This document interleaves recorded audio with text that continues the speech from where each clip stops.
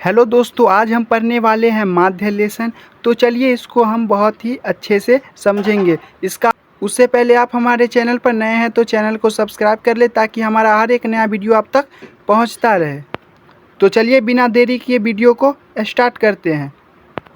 तो देखते हैं, हमारा पहला क्वेश्चन है, वर्ग अंतराल 0 से 8 है, 8 से 16 है, 16 से 24 है, 24 से 30 है और 32 से 40 है और 40 से 48 और बारंबारता दिया हुआ है 10, 20, 14, 16, 18, 22। इसका माध्य निकालना है प्रत्यक्ष विधि से। तो सबसे पहला विधि प्रत्यक्ष विधि है। तो चलिए इसको देखते हैं। यह बहुत ही आसान तरीका से बनेगा। तो चलिए इसको देखते हैं।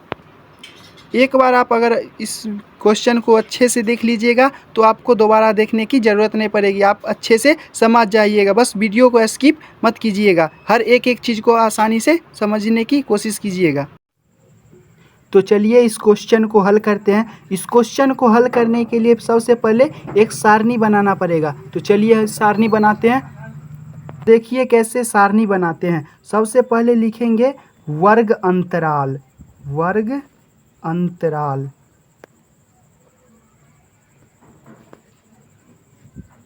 उसके बाद लिखेंगे वर्ग चिन्ह, वर्ग चिन्ह। उसके बाद लिखेंगे बारंबारता, बारंबारता।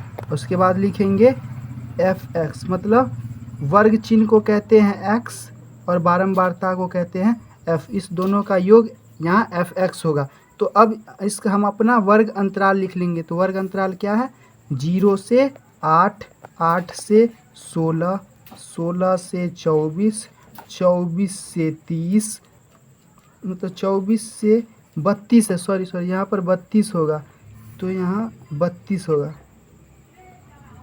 32 होगा और यहाँ 32 से 40 होगा और 40 से 48। तो अब वर्ग अंतराल लिख दिए। उसके बाद हमको देखना है ये वर्ग चिन्ह कैसे निकालना है। तो वर्ग चिन्ह निकालना बहुत आसान है। पहले इस सब को जोड़ेंगे तो 8, इस दोनों को जोड़ेंगे तो 8 ही रहेगा। तो 8 का आधा क्या हो जाएगा? 4। फिर इस दोनों को जोड़ेंगे 16, 8, 12 हो जाती, 16, 8, 24 हो जाएगा। तो यहाँ 24 का आधा 12 हो गया। फिर 24, 16, 40 हो जाएगा। तो 40 का आधा 20 और 24, 32, 24, 32 हो जाएगा 56। तो 56 का आधा 28 और 32, 40, 32, 40 का आधा हो जाएगा 36 और 40 और 48, 40, 48 मतलब 88 हो जाएगा। तो 88 का आधा 44। तो अब बारंबारता लिखेंगे। तो बारंबारता कितना दिया हुआ है? 10, 20, 14, 16, 18, 22। अब fx निकालेंगे, मतलब बारंबारता और वर्ग चिन्ह का योग।